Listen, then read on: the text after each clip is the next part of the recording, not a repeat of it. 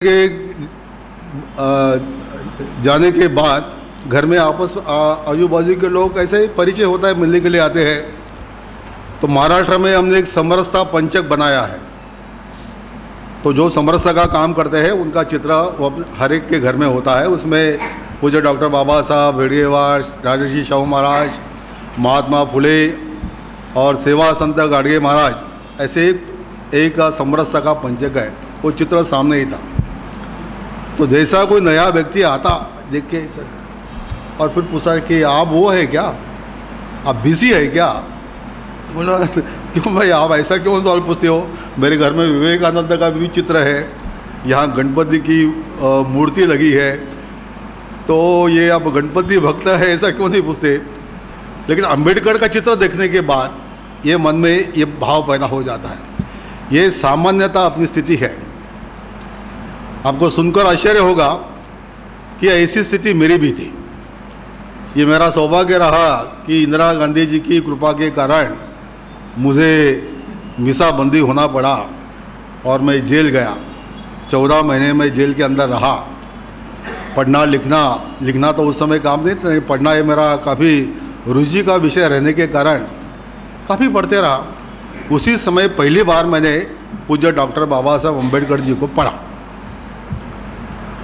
ये ध्यान में आया कि कितनी सारी गलत फहमियाँ अपने मन के अंदर इतने बड़े महापुरुष के बारे में थी। उसके बाद अम्बेडकर पढ़ने का एक मुझे शौक सा हो गया और ढेर सारी किताबें मेरे पास है, पढ़ते रहता हूँ, हमेशा पढ़ते रहता हूँ। और मेरे बारे में ऐसे है कि वो तुकाराम महाराज जी का एक वचन है, नित्य नवाधीश जागृतीचा। तो अम्बेडकर पढ़ने के बाद हर बात नई बात को ध्यान में आता है, नई चीज़ को ध्यान में आता है। ये बात मैंने पहले तो पढ़ी थी, लेकिन इसका ये अर्थ होता है ये उसके बाद ध्यान में आता है। अपना अनुभव बढ़ता है, उम्र बढ़ती है। इसके कारण उस महापुरुष को क्या कहना था, ये सारी बातें ध्यान में आती है। वैसे समय की पाबंदी होने के नाते बहुत लंबा चौड़ा भाषण यहाँ अपेक्षित नहीं है। भाषण मैंने लिखा हुआ है, उसी को सामने रखकर कुछ बिंदु आपके सम्मुख में रखूँगा। अभी एक बंधु ने सवाल पूछा था, समरसता क्या है, सामाजिक समरसता क्या है? तो पहले वहाँ से शुरुआत करते हैं कि सामाजिक समरसता का मतलब क्या होता है। उसका सीधा साधा मतलब ये है कि हम सब एक है। हम में कोई ऊंच नहीं, कोई नीच नहीं, कोई स्पृश्य नहीं, कोई अस्पृश्य नहीं। मनुष्य इस नाते से हम सब समान हैं। जैसा मैं वैसा तू,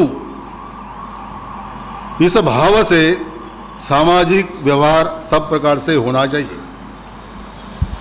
भगवान गौतम बुद्ध ने अपने धम्मपद में भी इसी भाव को रखा है कि जैसा मैं वैसा तू, इस भाव से समाज के साथ व्यवहार करो। अभी डॉक्टर सिन्हा ने भी कहा कि जो हमारा तत्व ज्ञान है, श्रेष्ठ जीवन दर्शन है, एको हम बहुश्याम से लेकर हम ब्रह्मासी, सर्वम खलुदम ब्रह्म हम ब्रह्मासी तत्वमसि, ऐसे सारे जो हमारे सिद्धांत है, इसको व्यवहार में लाना, इसका नाम है समरसता। सिद्धांतों को व्यवहार में लाना है। समरसता अपने अपने कोई सिद्धांत वगैरह नहीं है। तो ये कि व्यवहार की बात आती है, आचरण की बात आती है। और हम हिंदू लोग जो है वह एक बात में हमारी बराबरी दुनिया की कोई कौम जाति नहीं कर सकती। वो कौन सी बात है? तो बोलने में हम काफ़ी तत्वज्ञानी होते हैं। किसी से बात करो, वो कहेगा कि क्या है, जग तो नश्वर है, सब माया है। ना आते समय मैं कुछ लेके आया हूँ, ना जाते समय कुछ लेके जाने वाला हूँ, सब यही के यही रहने वाला है, वगैरह वगैरह ऐसी तत्वज्ञान। फिर वो कभी वो तुलसीदास का दोहा कहेगा, कबीर की बात कहेगा, मराठी होगा तो ज्ञानेश्वर कहेगा, तुकाराम कहेगा। इस तत्वज्ञान की बात करने में हमारा हाथ पकड़ने वाला दुनिया में कोई नहीं हो सकता। और अनपढ़ भी व्यक्ति हो वो भी तत्व ज्ञान की बात करेगा।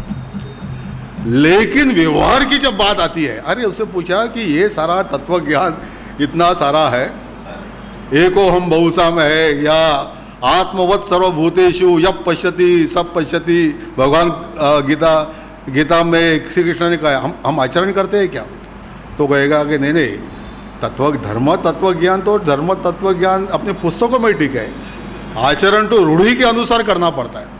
रूढ़ी तो नहीं, रूढ़ी को हम नहीं भंग कर सकते। हमारा कुलाचार अलग है, हमारा जाति धर्म अलग है, बाकी सब बातें ठीक है। यानी विचार और व्यवहार इसमें किसी भी प्रकार का मेल नहीं रखता है, उसे हिंदू कहना चाहिए।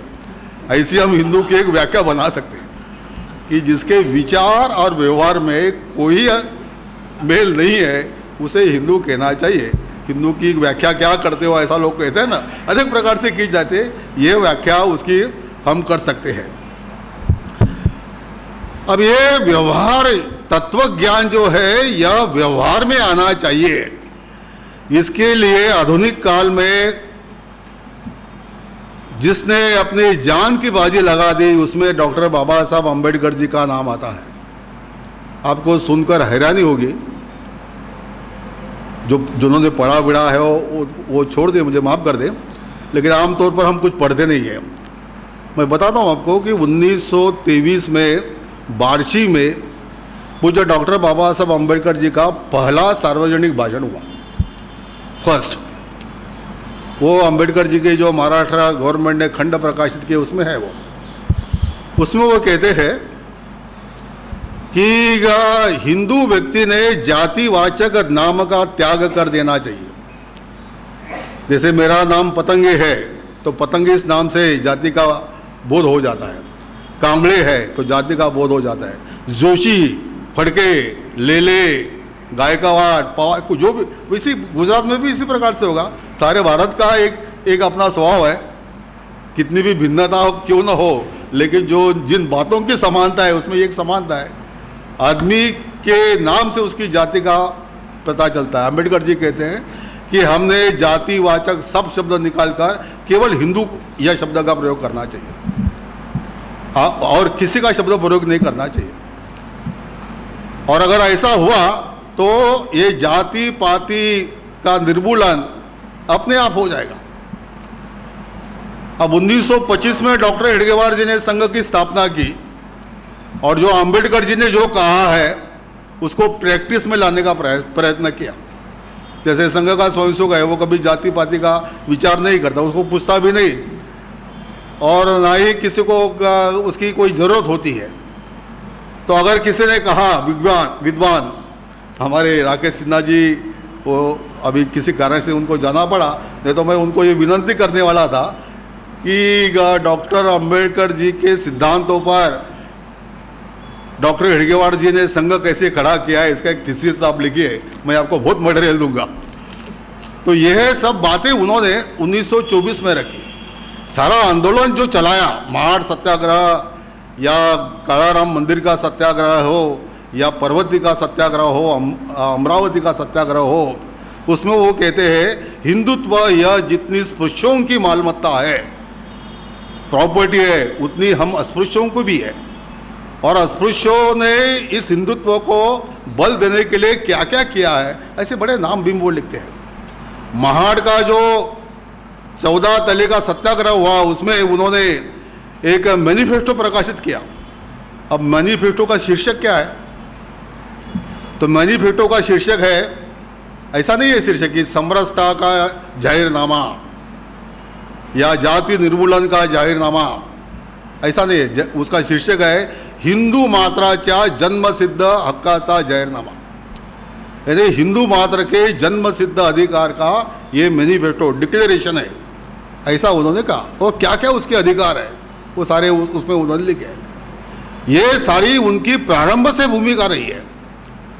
1916 में उन्होंने कास्ट इन इंडिया इस नाम से एक थीसिस लिखा कोलंबिया यूनिवर्सिटी को, और उसमें 2-3 बातें उन्होंने बहुत महत्वपूर्ण रखी है।